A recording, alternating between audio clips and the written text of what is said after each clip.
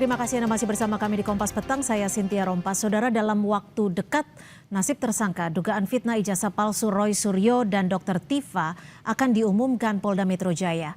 Pengumuman tersebut, saudara, mengenai status perkaranya di Kejaksaan Tinggi DKI sudah P21 atau kembali harus dilengkapi.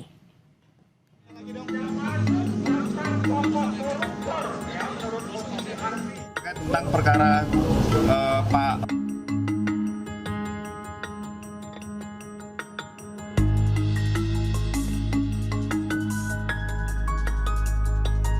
Kami itu nggak akan minta RJ, Pak.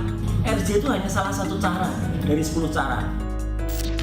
Pelimpahan berkas perkara dua tersangka kasus ijazah Jokowi, yakni Roy Suryo dan Dr. Tifa, untuk kedua kalinya ke Kejaksaan Tinggi DKI sudah berlangsung sejak 16 April lalu. Tapi hingga kini, Kejati DKI belum mengumumkan status berkas tersebut. Menanggapi kejelasan perkara ijazah palsu yang berada di Kejati DKI, Kabid Humas Polda Metro Jaya memastikan perkara Roy dan Tifa akan dirilis dalam waktu dekat, apakah sudah P21 atau belum. terkait tentang perkara Pak Roy Suryo dan Dr. Tifa, dalam waktu dekat kami akan merilis terkait tentang keputusan perkara tersebut sudah P21 atau belum. Tapi kita sama-sama berdoa yakin bahwa perkara akan kita umumkan. Dalam waktu dekatnya bulan ini, Pak? Ya pasti, ini masih tanggal berapa? Pasti dalam waktu dekat. Sebelumnya, tim hukum Tifa dan Roy menyoroti pelimpahan tahap 2 perkara oleh Polda Metro Jaya yang telah melampaui batas waktu 70 hari. Menurut Refli, berdasarkan KUHP lama maupun baru, batas waktu pelimpahan perkara dari penyidik ke kejaksaan paling lama 14 hari. Sehingga pihaknya mendesak Kejaksaan Tinggi DKI untuk menghentikan kasus fitnah ijazah Jokowi. Secara formil, kawan-kawan sudah paham bahwa pelimpahan tahap 2 yang dilakukan oleh Polda Metro Jaya yang mengaku tanggal 17 April yang lalu dan kemudian tanggal 21 April kita tidak tahu, belum tercatat di Kejaksaan Tinggi DKI, itu sudah melampaui batas waktu 14 hari sebagaimana diatur baik KUHP lama maupun KUHP baru. Karena baik KUHP lama maupun KUHP baru mengatakan harus 14 hari. Ini tidak lagi 14 hari tapi 85 hari. Jadi lebih 70 hari. Jadi kami menganggap ya prosesnya itu sudah batal dan seharusnya kasus ini dihentikan. Merespons desakan kubu Roy CS agar perkaranya dihentikan, polisi balik mempertanyakan alasan Roy CS meminta hal tersebut. Pihak Polda lalu menyinggung proses SP3 terhadap Rismon, Egy Sujana, dan Damai Harilubis karena ketiganya menempuh jalur restoratif justice. Saya tanya kembali, alasannya untuk dihentikan kenapa? Saya tanya balik, iya kan? Iya. Saya tanya balik, apa alasannya untuk dihentikan? Baca tentang aturan perundang-undangan yang ada. Kalau ingin RJ, baca ketentuan yang sudah dilakukan Pak Rismon seperti apa, yang dilakukan dulu Pak Egy Sujana. Sebenarnya bisa mempelajari hal-hal itu. Kalau minta untuk dihentikan. Menanggapi jawaban Polda Metro Jaya yang menyinggung mekanisme RJ untuk menghentikan kasus ijazah Jokowi, Roy Suryo menyebut RJ bukan satu-satunya cara untuk menghentikan sebuah perkara.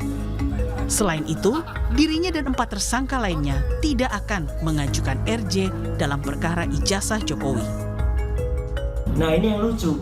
Ya, kami itu nggak akan minta RJ, Pak. Gitu. Kami itu melakukan apa yang disarankan atau apa yang tertulis dalam undang-undang, bahwa penghentian perkara itu banyak caranya. RJ itu hanya salah satu cara dari 10 cara. Yang paling penting adalah kalau itu atas perintah hukum atau atas pertimbangan hukum, itu yang harus diikuti. Dan saya menjawab, Kombes Budi, RJ bukan satu-satunya cara. Kelanjutan kasus fitnah ijazah Jokowi kini berada di tangan Kejaksaan Tinggi DKI untuk memutuskan lengkap tidaknya perkara Roy Tifa sebelum dilimpahkan ke tingkat pengadilan. Tim Liputan Kompas TV. Tak lama lagi, nasib perkara ijazah atas Roy Suryo dan Dr. Tifa akan diumumkan Polda Metro Jaya. Bila kasus dinyatakan P21 oleh Kejati DKI, akankah Roy dan Tifa langsung ditahan? Kita bahas bersama Roy Suryo dan juga Ketua Harian BRN Ade Darmawan yang bergabung melalui Zoom. Selamat sore Mas Roy yang sudah ada di studio. Terima kasih. Ya, Bang Ade, terima kasih yang sudah bergabung bersama kami melalui Zoom. Saya langsung ke Mas Roy. Mas Roy, ini kalau dalam waktu dekat pihak Polda Metro Jaya akan memberikan atau menginformasikan terkait status Anda dan juga P21. Sikap Anda akan seperti apa? Mbak Cynthia dan pemirsa Kompas, saya senyum-senyum aja kan. Karena P21 tuh belum tentu juga P21. Kenapa? Ujungnya tuh masih ada 3 kemungkinan. Bisa P21, bisa P19 mati istilahnya, jadi P19 balik lagi. Atau malah P20. Orang-orang yang banyak nggak tahu nih P20. Jadi P20 itu dihentikan oleh kejaksaan. Karena tidak lengkap, kemudian prosesnya sudah terlalu lama, ya lewat 14 hari. 14 hari aja kalau sekarang dihitung, kalau kemarin press conference kami itu tanggal 8 Mei ya, ini kan sudah tanggal 14 ya. Jadi udah tambah lagi, sudah hampir 90 hari. Gitu loh. Jadi artinya udah nggak layak lagi. Jadi penghentian perkara itu tidak hanya dari kepolisian Mbak. Gitu. Jadi kalau Kombes Budi tadi, namanya Budi tapi tulisannya di sini Budi ya.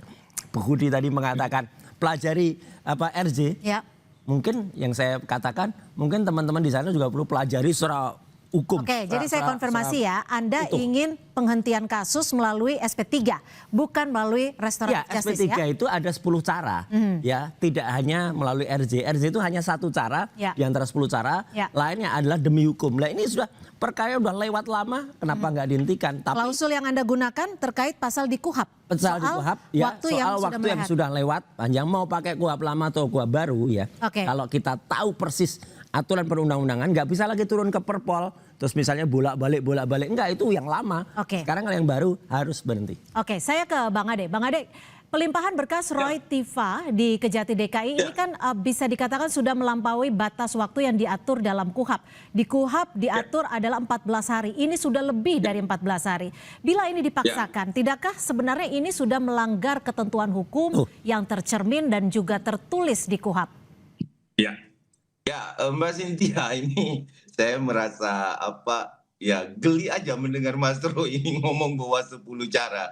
Jadi gini Mbak Cynthia, terkait berkas Mas Roy yang mengetahui pelimpahan itu rentan waktu tanggalnya adalah antara penyidik dan kejaksaan. Itu yang pertama.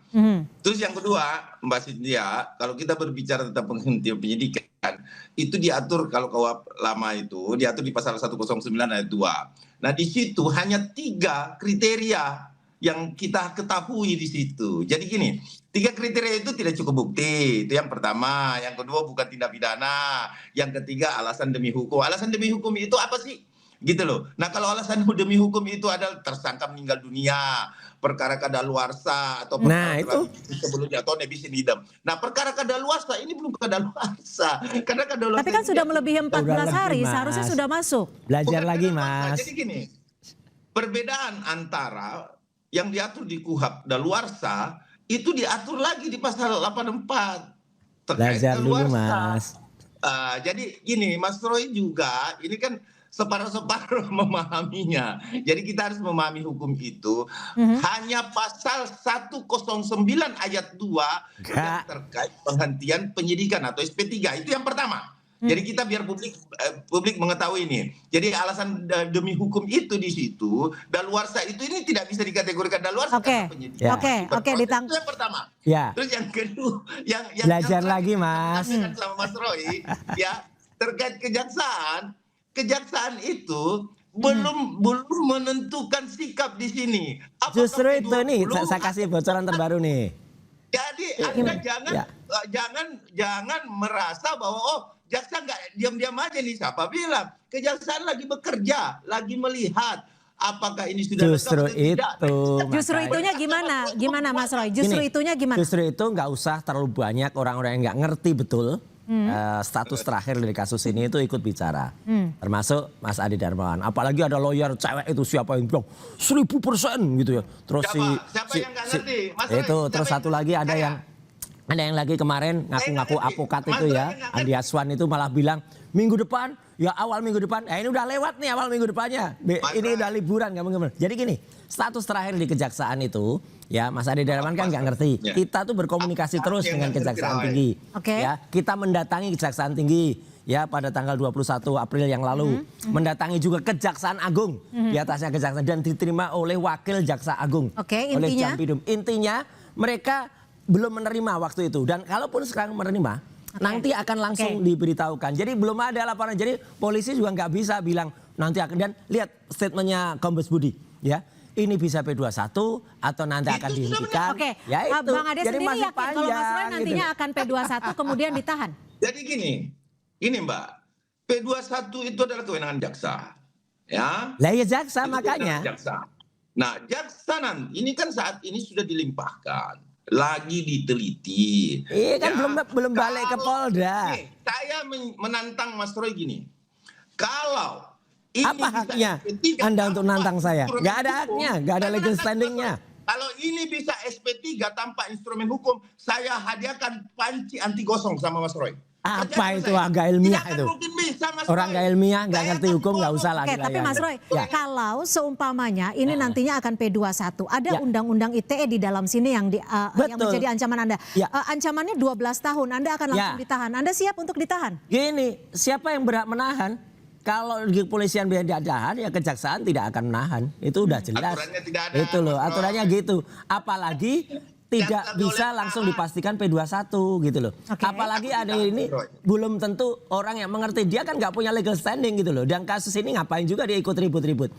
Pasal 32 dan 35 ini pun ini pasal yang diselundupkan di dalam perkara saya. Nggak ada yang terkait dengan itu. Dan itu nanti akan gugur dengan sendirinya. Jadi udahlah, nggak usah terlalu banyak cuap-cuap di luar ya. Nikmati saja. Jadi saya tuh senyum aja Mbak Cynthia. Ketahui bahwa Pasal 109 di KUHP lama itu adalah dasar. Gimana Bang Ade? Undang-undang belajar ITE lagi, tidak Mas. serta-merta untuk langsung menahan tersangka Roy Suryo. Belajar lagi deh hukumnya. Kembali kepada kewenangan kejaksaan. Jadi gini. Lah ya udah. Tahan dulu Mas Roy.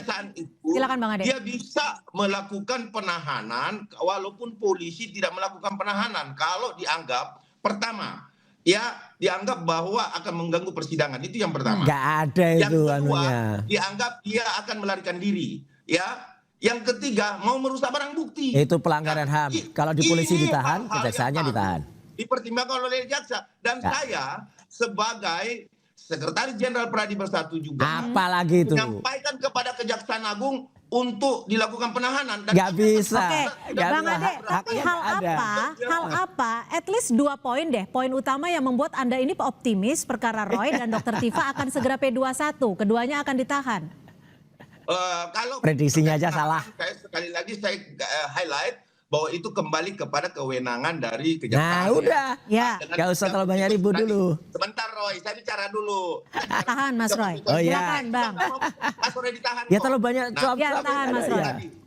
3 konsekuensi tadi. Kalau seandainya dari 3 konsekuensi tersebut itu terpenuhi dan dipertimbangkan oleh jaksa bisa dilakukan penahanan, itu monggo-monggo saja. Tidak dilakukan penahanan juga nggak apa-apa. Iya makanya. Media cetak, media elektronik, masyarakat Indonesia baik yang mencintai Bapak Insinyur Joko Widodo, gak ada yang mencintai lagi. Baca surveinya. Pengadilan. Nah kalau ini sampai ada penghentian, makanya saya bilang, silakan saya jawab. melakukan upaya-upaya hukum, tetapi tanpa dasar 109. Ini udah melenceng jauh. Dan deponering untuk kejaksaan, namanya deponering kalau penghentian nah itu. di sana. Nah, kalau dia mau di sana, itu alasannya juga kuat mengacu pada 109 juga, gitu loh. Belajar lagi deh. Jadi gini. Belajar lagi deh dia soal hukum ngaco. Gimana Mas? Gini, satu ya, yang ditunggu masyarakat itu bukan soal penahanan saya atau penahanan Dr. Tifa soal pencemaran nama, bukan. Tapi yang ditunggu tuh soal kepastian ijazah ini palsu. Nah, itu. Tunggu, bertanya soal kepastian ijazah ini palsu.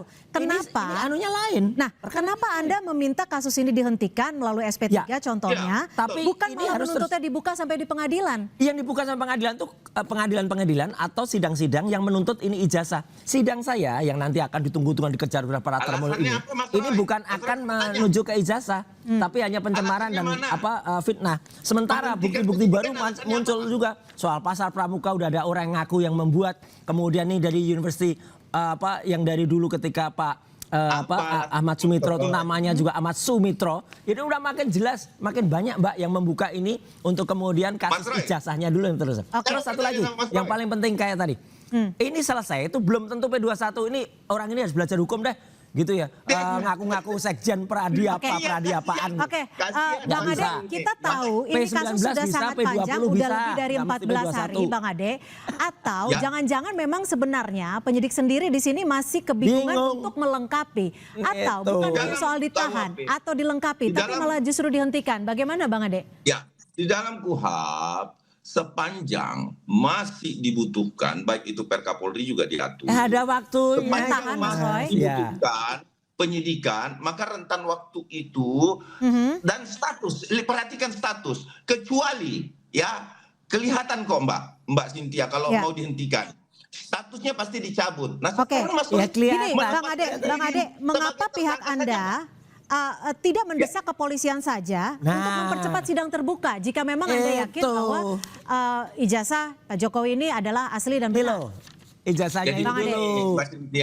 Yang palsu ini. Kejahatannya adalah kejahatan tindak pidana biasa. Tindak pidana biasa ini tidak ada itu sidang terbuka. Bukan sidang ini aja udah. Ini aja diteliti. Memang tidak diatur. Ini aja disidangkan.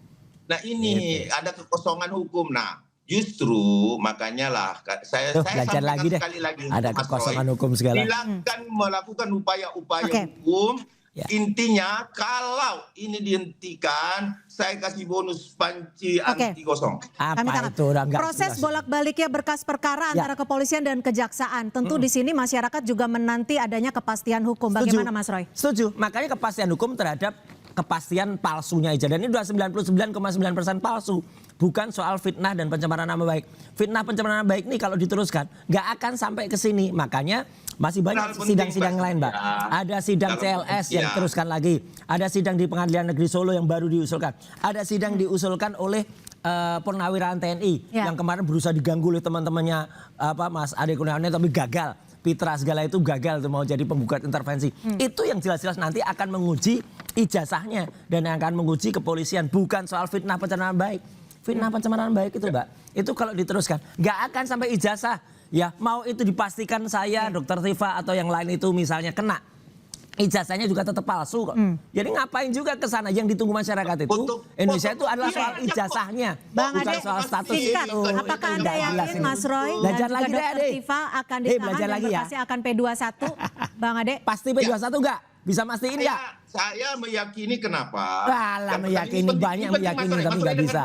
Mas Roy penting. Dengar Mas Roy, biar pembelajaran kita bersama. Lah ya makanya belajar lagi. Mas Roy. Ade belajar lagi deh. Yang pertama adalah bahwa gini Mas Roy. Belajar kalau lagi. ini dihentikan tanpa dasar hukum yang kuat. Ada dasar hukumnya gimana sih? Belajar lagi deh. Itu akan kena. Kenapa? Karena di dalam KUHP alasan demi hukum. Iya, ada alasannya. Itu Mas Roy harus meninggal dunia dulu. Harus ini ngaco banget nih. Gak bisa ini. Ada ngaco banget ini. Ini buruk banget nih ya. Ada Darmawan ini ya. Gak sampai ke situ lah Bang Ade. Kita tetap harus menghormati. Ada 10 syarat. Ada 10 syarat ini orang ini harus belajar. Ya kita tetap gimana Bang Ade silakan. Ya jadi gini, ini penting. Singkat ya. Singkat tapi nggak bisa singkat nih, nggak ngerti. Mas Roy, udah pasti nggak P21, ngerti nggak P19, ngerti nggak P20. Ini nggak ngerti ada P20 segala soalnya. Menghentikan perkara semerta-merta. Ada P20 ngerti nggak? Alasan-alasan. Nggak ngerti juga dia. Kacau. Oke tapi harus menegaknya. Yakin dari Bang Ade? Ya mungkin. Dan harus pernah diputus oleh pengadilan atau nebis ini. Aduh, ya. Jadi sekali lagi singkat ya. Singkat saja. Gak hanya P21, tapi juga bisa ada P19 mati tadi atau P20. Jadi Ade Darmani belajar lagi. Oke. Tapi Anda pun siap ya ketika nanti P21 dan ditahan? Tidak mungkin kalau ditahan, oke. Nggak akan, Mbak. Mbak terakhir selamat merayakan Ekaristi Kudus untuk teman-teman yang merayakan. Terima kasih Mas Roy, terima kasih. Terima kasih juga Bang Ade Darmawan sudah berbagi perspektif. Mas Roy, terima kasih. Selamat sore, terima kasih. Saya hadirin Mas Roy. Tak tunggu nanti. Siap, terima kasih.